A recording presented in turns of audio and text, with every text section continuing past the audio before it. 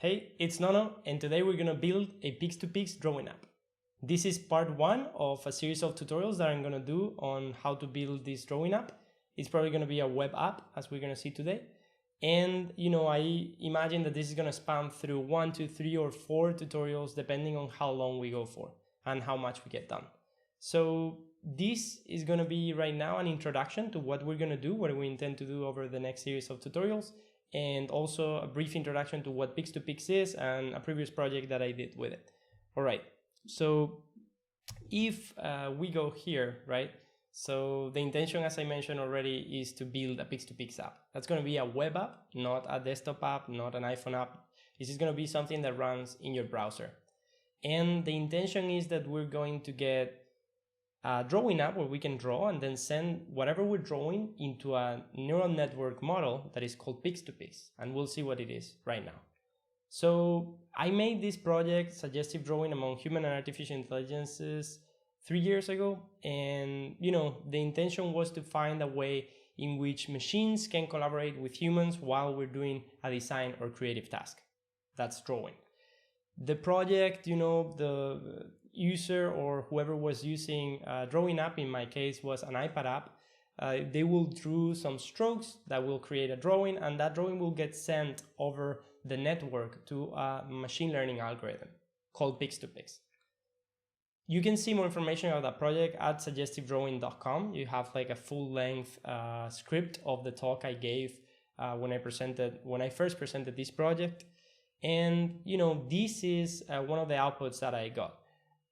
Me, myself, or some other people that I would lend the iPad to would draw flowers or dresses or trees or buildings, and there was a specific machine learning model trained with Pix2Pix that will receive this drawing, formatted in a way that the neural network could get it, and then the neural network would try to convert that initial sketch, that edge sketch, into a textured one. So it will generate a texture of a flower, for instance, from a hand sketch, right? And this is a process that is becoming more and more common in the creative world with machine learning, with something called GANs. GANs are generative adversarial networks. They're a type of neural network that have two parts. One is the generator that knows or tries to learn how to generate something, in this case images, but it could be sound, it could be text, or it could be other features.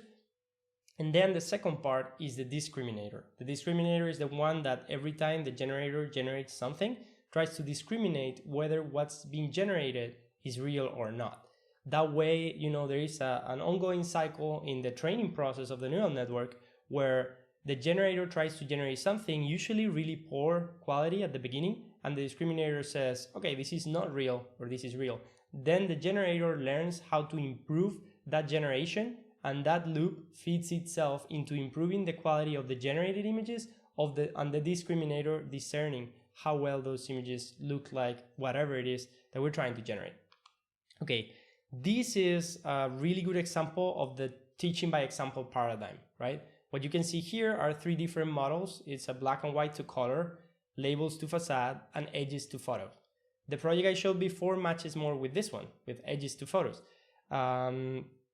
And that is because, that model was trained with edge detection images of purses and then textures of that actual purse, right? So those were being generated, or handbags, right? They were being generated with this network. The labels to facade is an example that also works really well. There are many models like it, where you would fill with each of those segmentation, as they're called, colors, and the neural network would try to populate each of those colored areas with whatever type it was intended to be in the training set. For example, the dark blue is the background of the building, and the light blue is the windows, and the lighter blue are the doors, right? In the first model, there's something that we've seen. There's pages like Colorify now or Deoldify now that try to do this. So we get pictures that are black and white and try to infer the colors. This is actually a really easy problem space in some way, because we have a bunch of data samples. Every single color picture can be easily or deterministically converted into black and white, and we can get the black and white analog of a picture. So it's easy to find new samples to train black and white to color images. in the case of the handbags, we can do edge detection. That is not always perfect because it doesn't always generate in the edges of an image with an algorithm. It's not always the way that somebody will draw it with a pencil.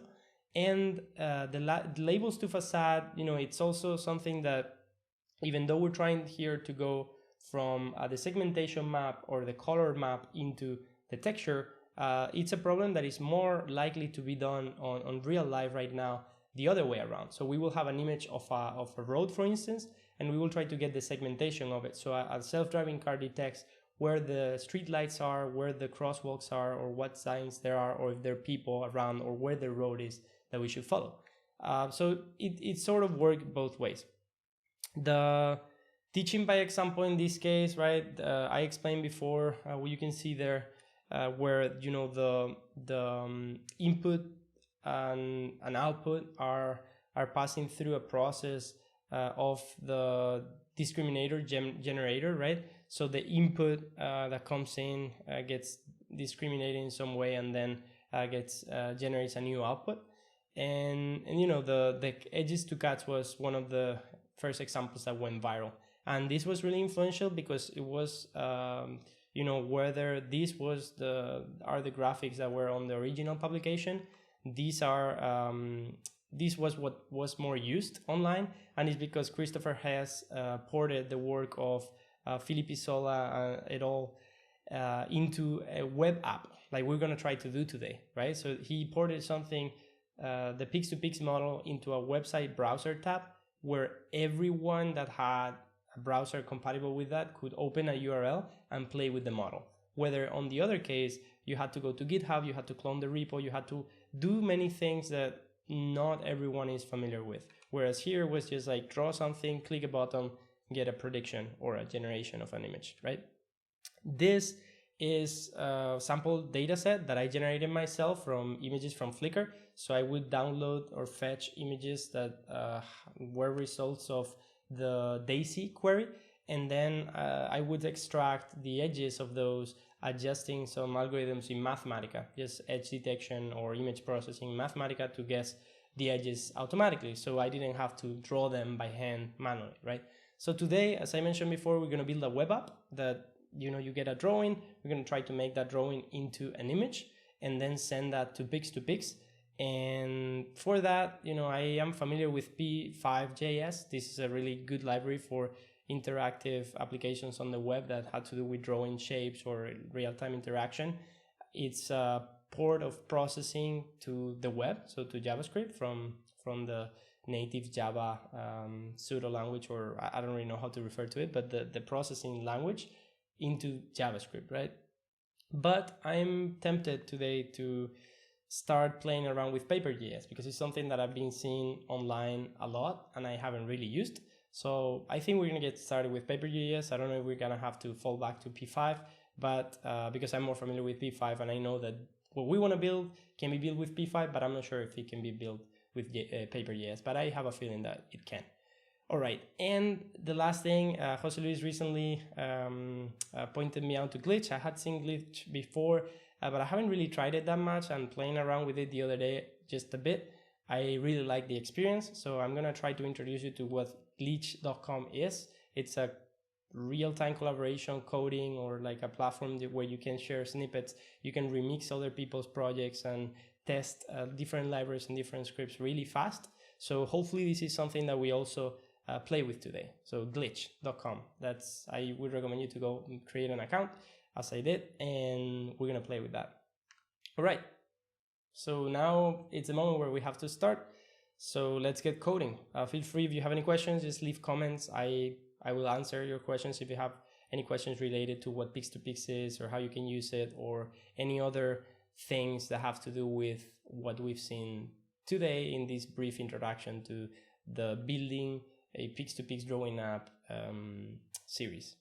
All right, so I'm gonna close the presentation now, and I'm gonna close this as well, and we're gonna get started. So I don't have that much time today, as I said before, to work on this, so we're gonna just kickstart the project, and part two will, we'll continue in part two, and we'll keep going. All right, so first thing I said, glitch.com. So I'm just gonna go over there. I already have my account, I'm logged in. You see I can resume coding with projects that I had done before, but the first thing I'm gonna do is to search for Paper.js and, get started with Paper.js. So it seems, somebody already posted a script or a sample project to get started with Paper.js. So this is one of the things that we're gonna have to use.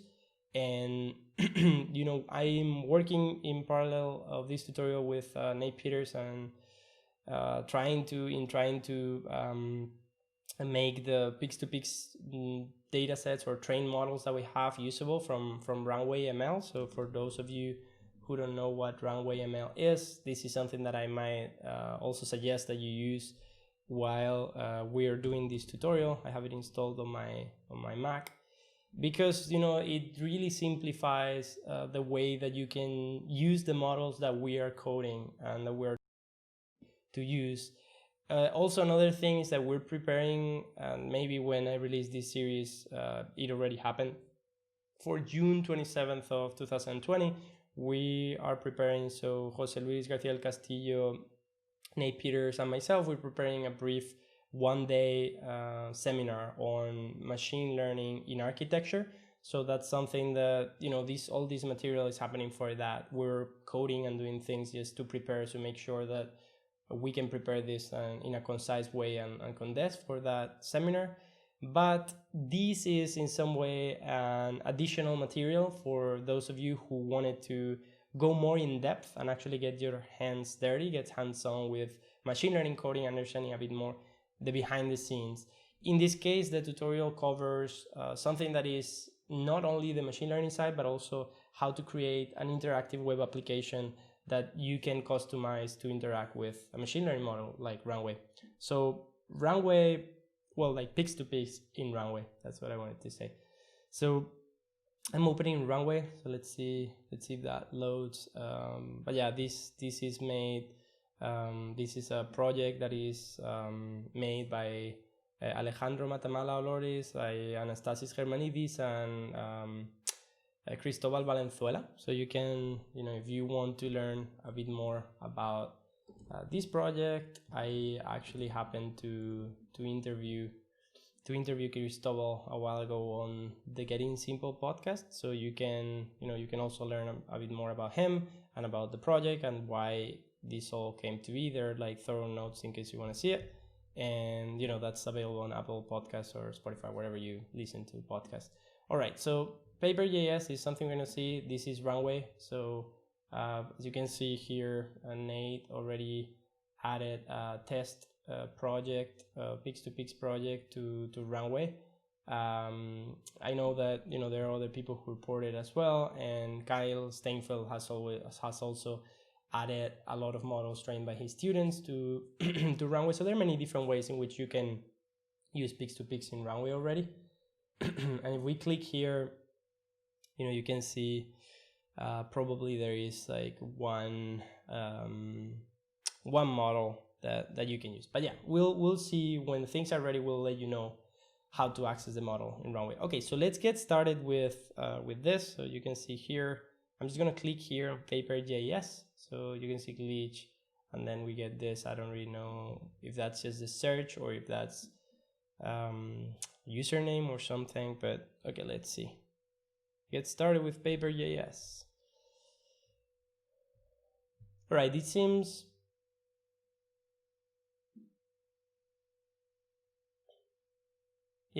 like a fairly dummy or simple example of what I showed you before. So that's Paper.js.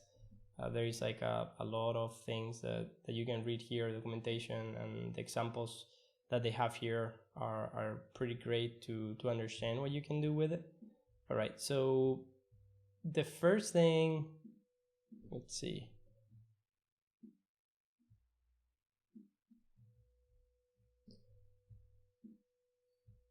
Let's see the source code and let's see what this project is actually doing.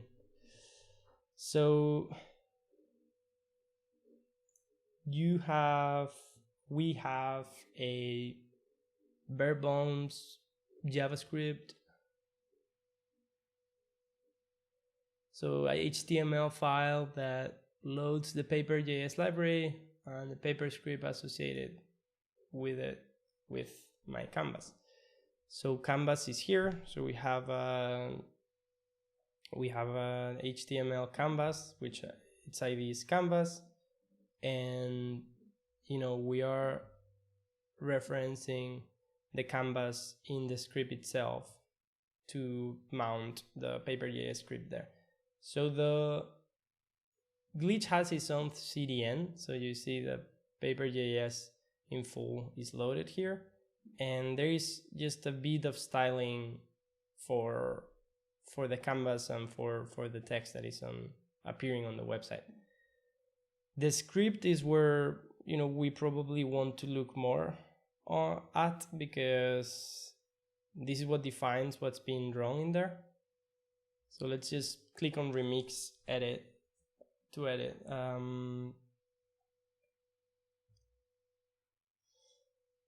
Right, so every time that you see a glitch sketch or glitch, they call it, what do they call it? Paper script. Yeah. So every time you see a paper script, you can click on remix to edit, and you can edit the source code and preview what you're doing. So there's this feature that lets me preview it next to the code, so I can move this around and change things here. So for example, if I change here that refreshes, right? Top left, let's see, let's just change this.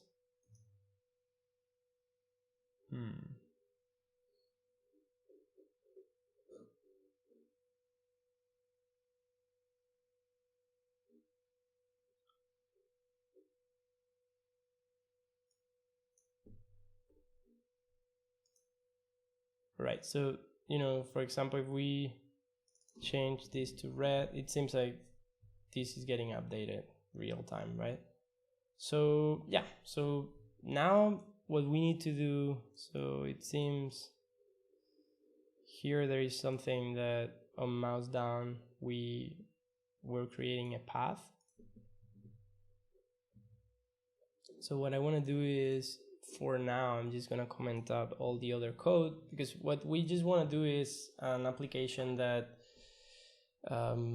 let's get back here for a second. So what I'm trying to do right now is just to find whether Paper.js is something that is good enough, or we can just use as a drawing brush in a canvas that the input of Pix2Pix is 256 by 256. We just need a square canvas that lets us draw with a brush that we're happy with, and grab the image as a raster image of the canvas that we have at some point when we request it, and then send that to Pix2Pix, right? So let's try to remove all the code that doesn't have to do with drawing. So with the actual, with this brush. So let's see. It's gonna keep deleting stuff here. So path, tool distance, draw with mouse. So this breaks. Nope.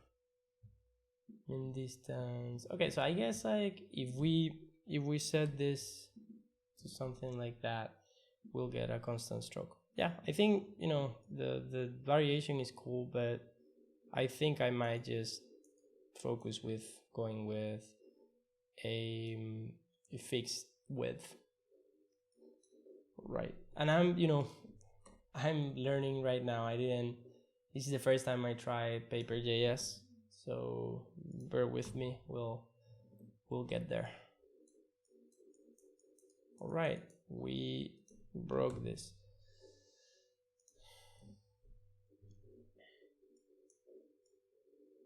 All right, so let's see if there's any styling on the canvas. So let's just try to make it constrained. All right, yeah. So what I mentioned before that I'm trying to do here the canvas, usually when you have a drawing app, like I can open, for instance, I can open Nono /draw, right? So this is a drawing application and it's full screen, but you don't always want that, because right now here the canvas, and you can see that if I open the console here, is that every time I resize, you see the size of the canvas here above. Let me zoom into there. So you know the size of the canvas changes. That means that if we were to grab a thumbnail, so a snapshot of the canvas at every moment, we'll get an image of different size, but we don't really want that. We don't really want to break the aspect ratio and the sizing of the image. So let's see. So as I said before, let's just start getting things done, right? So we set this canvas to 256 by 256, and if I zoom out, that's our image. So that's like the size that we want. I don't really want these like party of colors that we're getting here at the moment. Border width 1 pixel. Let's make something more subtle. All right, so there we go. So this is our image, and we're gonna adjust our title here. So we're gonna say Pix2Pix Drawing App.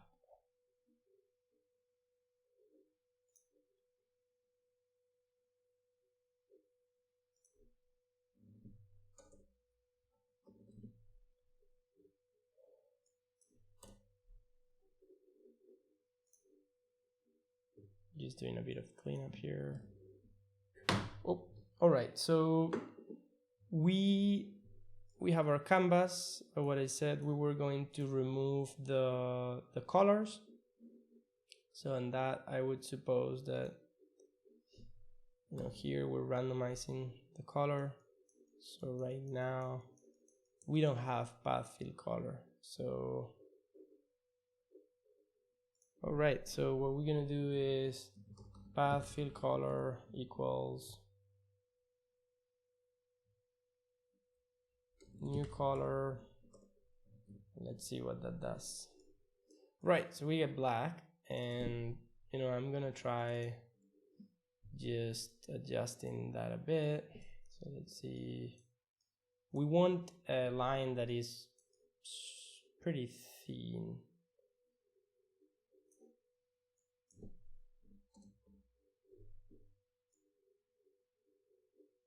All right, yeah, that might do it.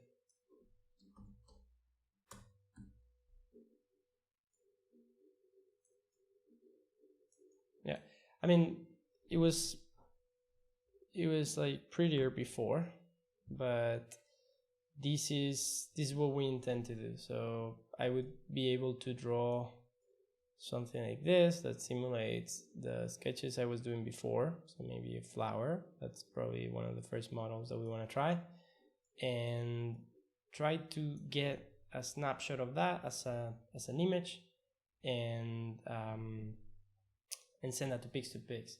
This I just realized because I didn't really know that Paper.js was using the Canvas API.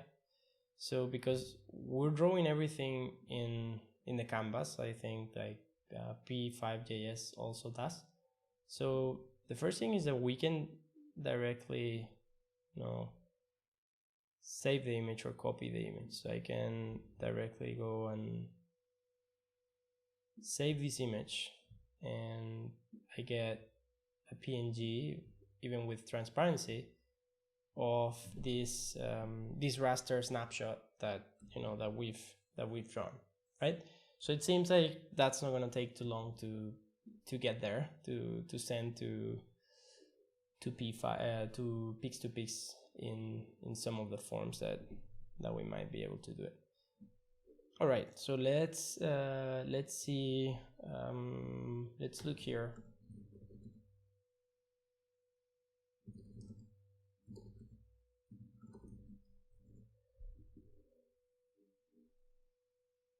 Okay, yeah, it seems fairly straightforward. So if I do go here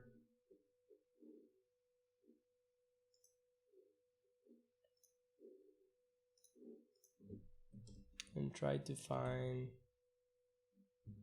my canvas. Do we find that? Ooh.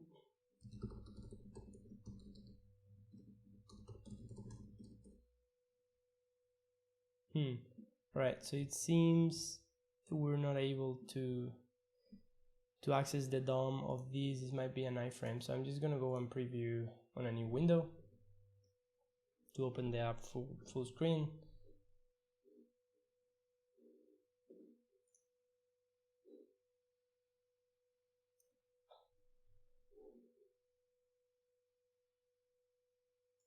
So while this loads, I think it might be a good idea that, now that we have this working, so we have a glitch project that, serves us as a canvas, so we can draw anything here with the form that we said that we wanted. And, there are things that we're already seeing that we can customize. So we can, for instance, change the thickness of the brush to have variation and do something like that. So, we could have different models that ask for different things from us in order to generate different imagery.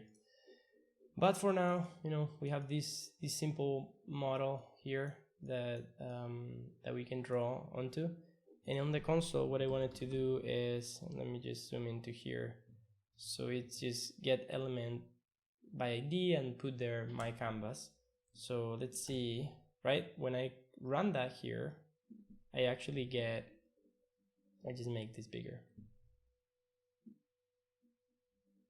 So I get the canvas object. So if I click here, I see that gets selected. I see that the size is 258 because we added a border, but that's not actually on the inner contents. The width is 516 because that's double the actual width, because we're not Retina display probably. We have seen how to make a canvas in Paper.js. So we have that running as a standalone web application in here. So if I refresh, you can see my canvas, right? So you can see that I can refresh this application and I can draw. So in the next tutorial that we do, we're going to use this canvas to get the data of the PNG that is contained on it as an actual PNG image, and also encode it as base64. So base64 is a format that gets binary data, such as the one containing an image, and turns it into a string of letters and numbers that can be then sent over a network to another server or over the internet or to Runway, and can be then decoded as base64 to be converted into that PNG image at the other end. That will help us pass that image through the network to Runway, get into Pix2Pix, get an image generated for whatever input we decide, and then the image would get encoded again as base64 and sent back to us. And then we'll hopefully be able to display it here in the same canvas. All right, that was part 1 of building a Pix2Pix drawing app. And yeah, thanks for watching, and I'll see you on part 2. If you like this video, feel free to subscribe, comment, and ask any questions. And make sure to activate the notifications, enable the notifications to get notified when I live stream or when I upload new videos.